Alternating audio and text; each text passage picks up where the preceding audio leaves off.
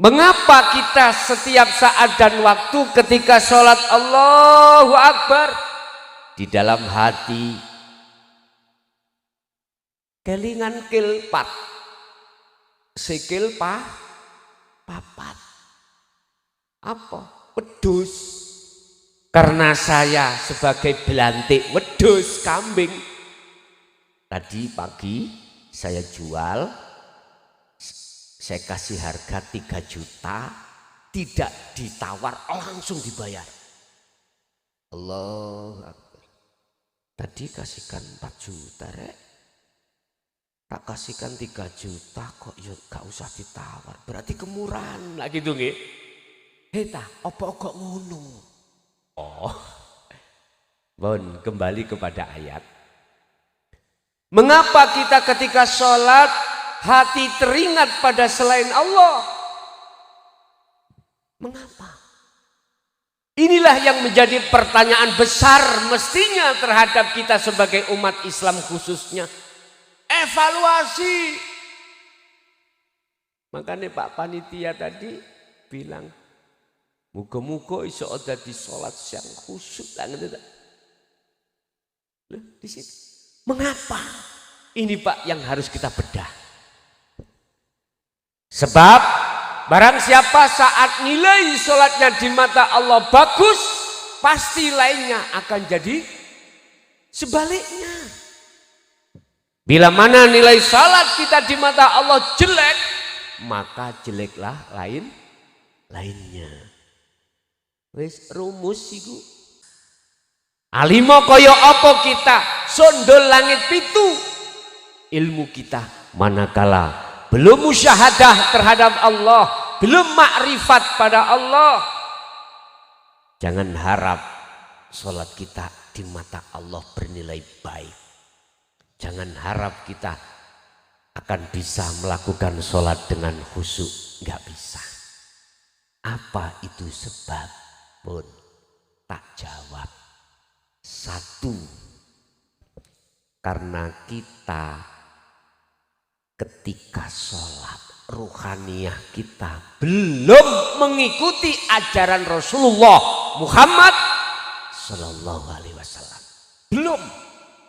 Kita cuman mendompleng ngikuti syariatnya saja. Hakikatnya belum. Padahal hakikatnya Rasulullah huwallazi arsala rasulahu bil huda wa dinil haq aidinu tauhid. Itulah ajaran yang mendidik ruhaniyah jenengan, bukan jasmaniyah. Kalau jasmaniyah itu syariah Pak. Kalau ruhaniyah kita adalah hakikat dinu tauhid, mengesahkan pada Allah. Qul huwallahu ahad, katakan Muhammad, Allah itu ahad, esa. Ajarkan terhadap umatmu. Ini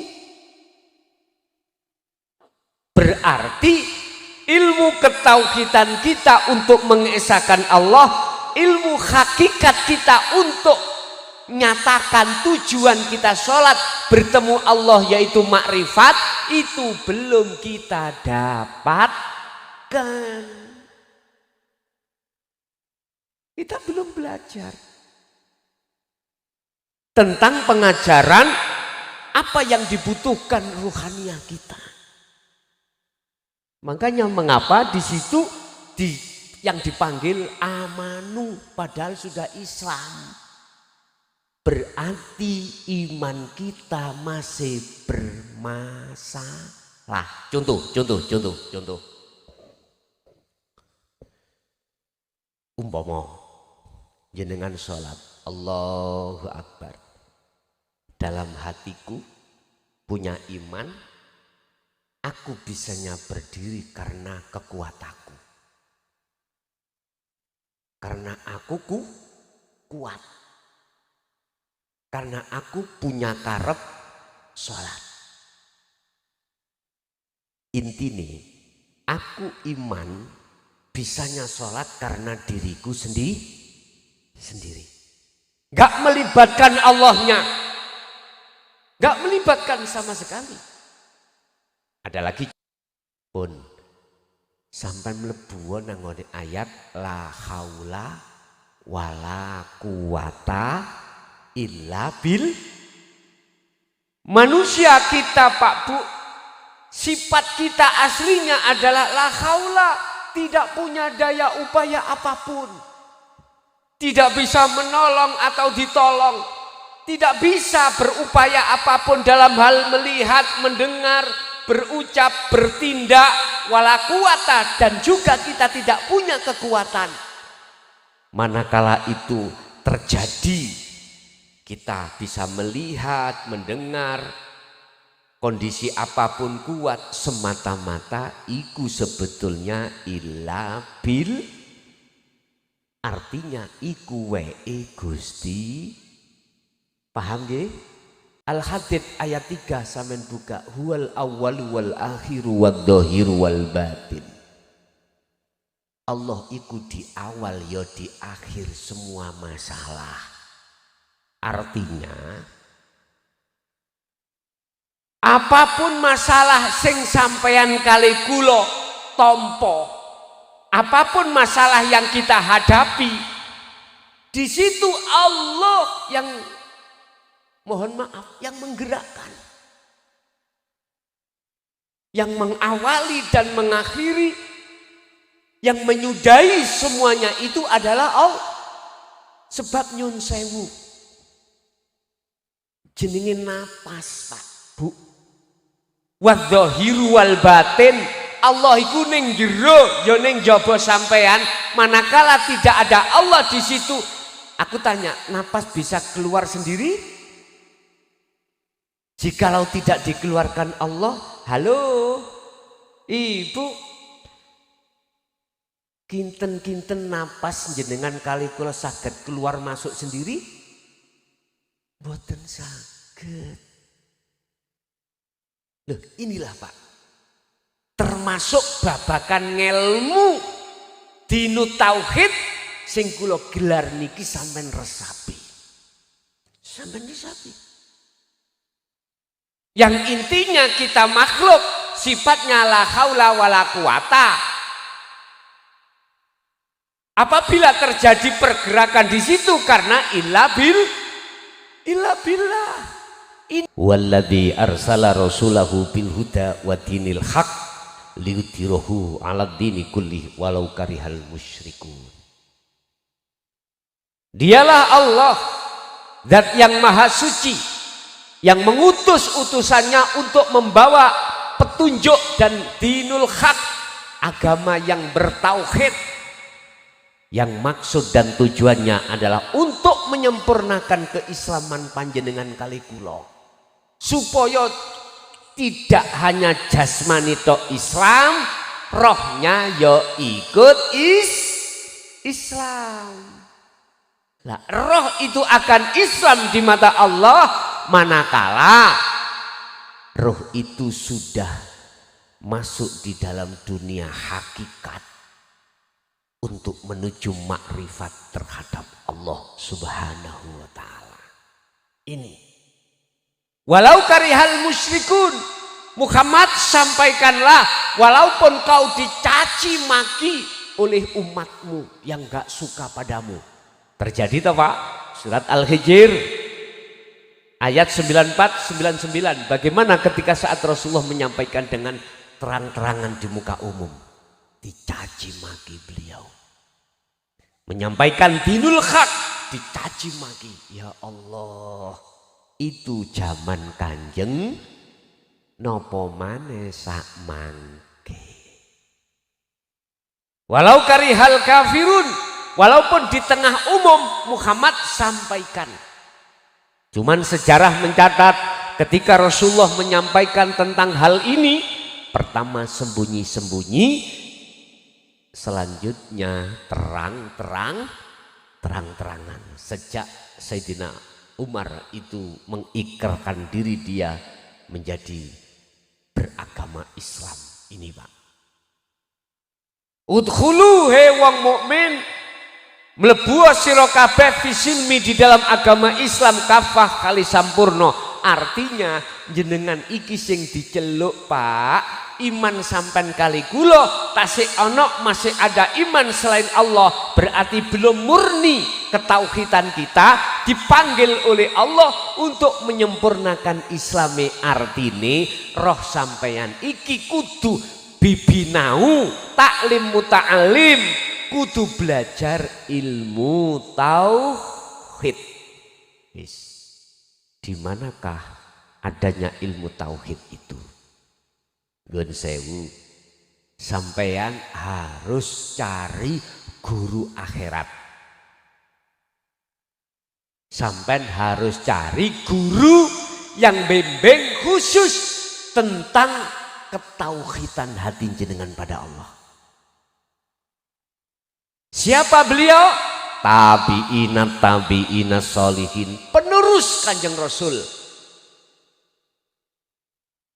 Meneruskan tidak hanya syariatnya saja, tetapi juga sekalian hakikat. Nyun sewu, disitulah nanti jenengan akan diwejang, dididik tentang sifat Allah yang sebetulnya Allah itu yang bagaimana. Allah yang kita sembah-sembah setiap waktu itu yang bagaimana, nanti jenengan akan dibukakan ilmunya. Setelah itu beramal alias jenengan kholwat. Disitulah sesuai dengan perjalanan waktu jenengan kholwat zikir tersebut, lama kelamaan jenengan akan pasti dipetukno, ditemukan terhadap Allah Subhanahu. Iki janji Allah di dalam surat Al-Ankabut ayat 5. Wa man kana yarju liqa Allah, barang siapa yang di dalam hatinya ingin bertemu aku, bertemu Allah, fa inna ajalallah la'at, Allah berjanji nanti jenengan akan ditemui dalam waktu yang sudah ditentukan.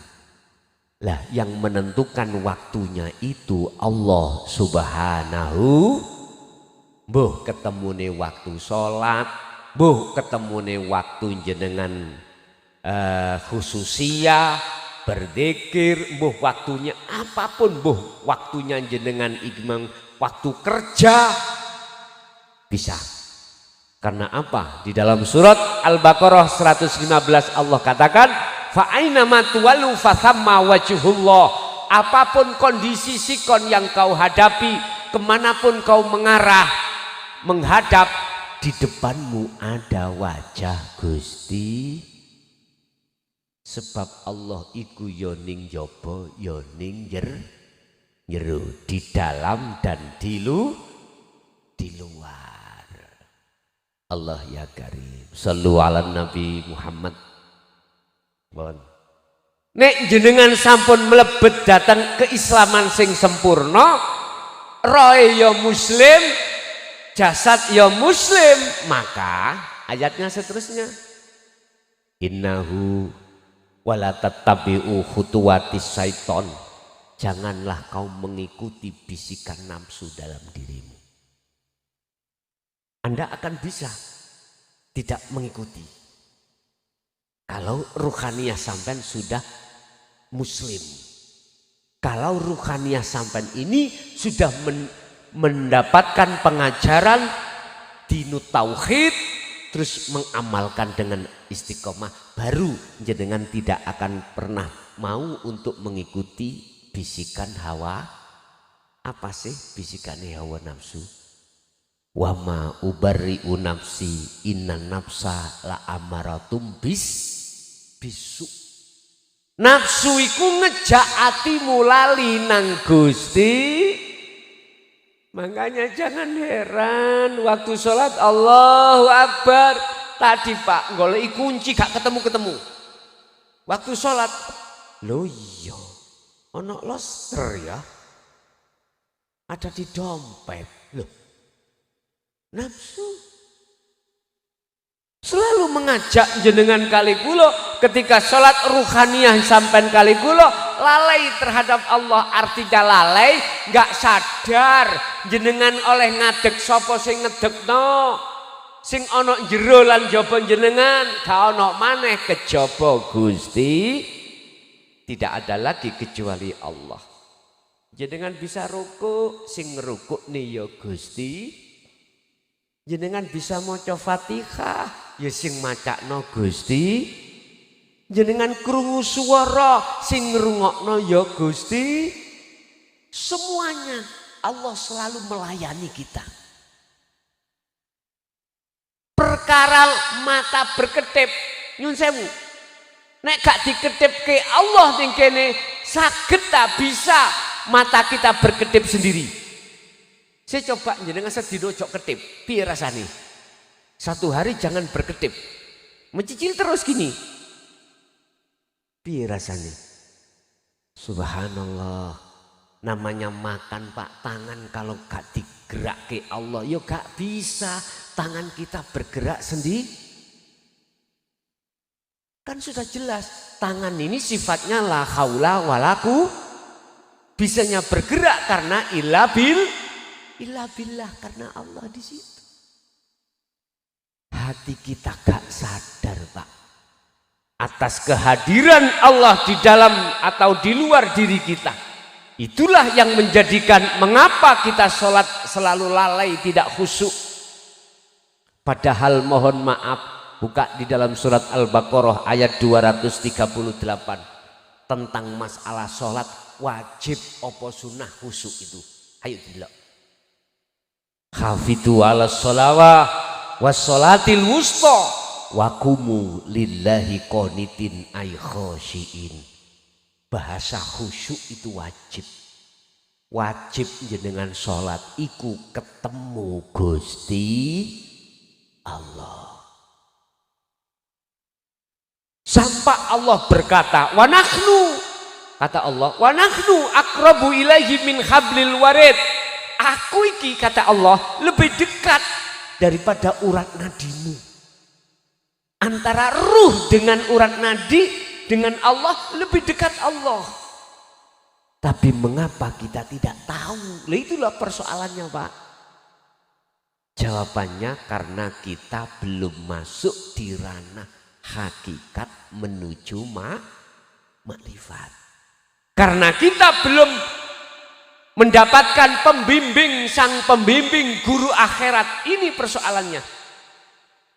Sehingga selama ini guru-guru akhirat kita mohon maaf disembunyikan oleh Allah. Kadang menjadi pedagang beliau. Gak harus pakai serban, enggak. Gak harus pakai kopiah, enggak. Apa ini? Casing Pak ini Pak. Serban yo casing. Tahu casing? Pandangan dohir makhluk.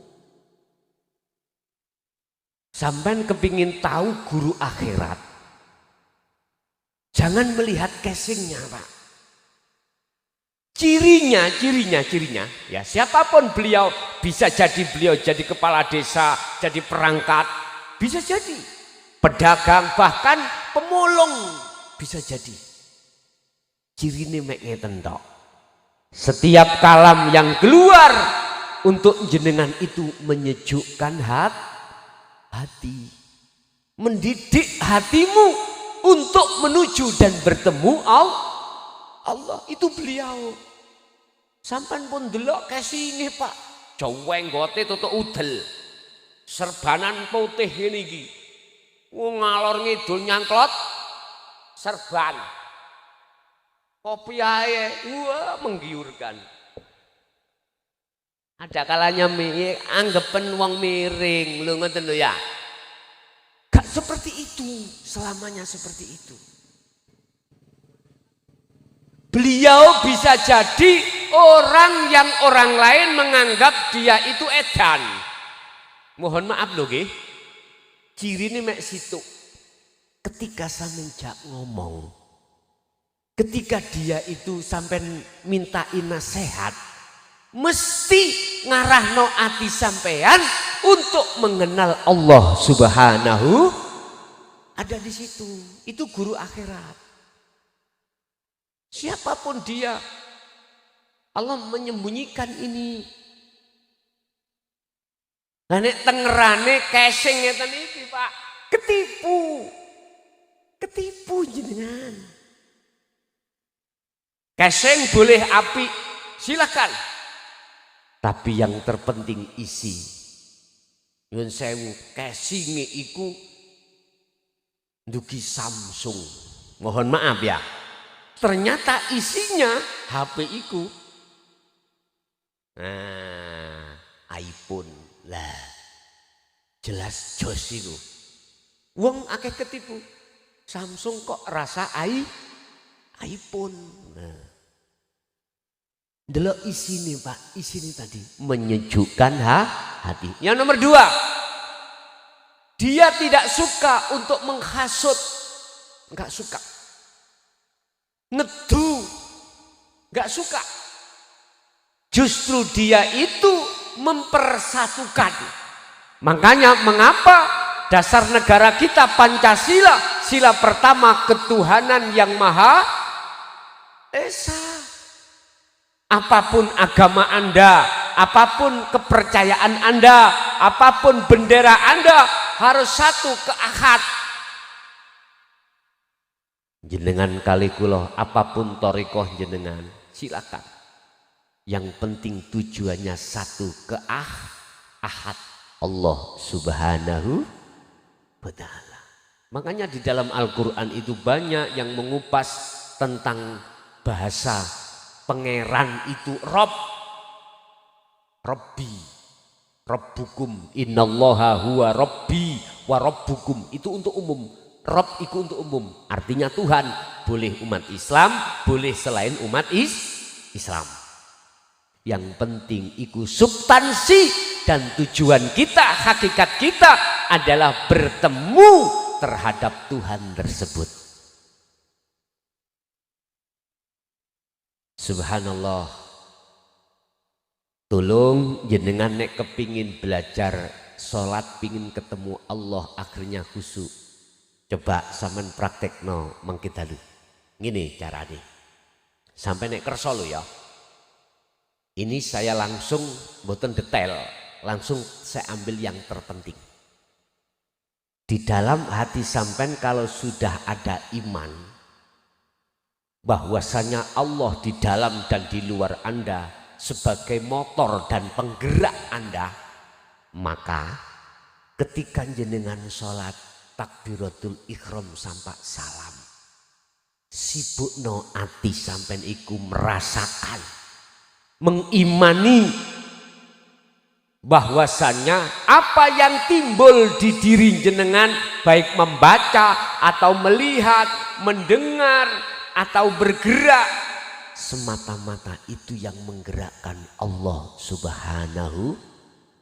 Jikalau hati sampai sadar di dalam waktu sholat seperti ini Bapak Ibu, itu loh caranya jenengan iku bisa sholat dengan khusyuk. Simpel toh? Simpel sekali.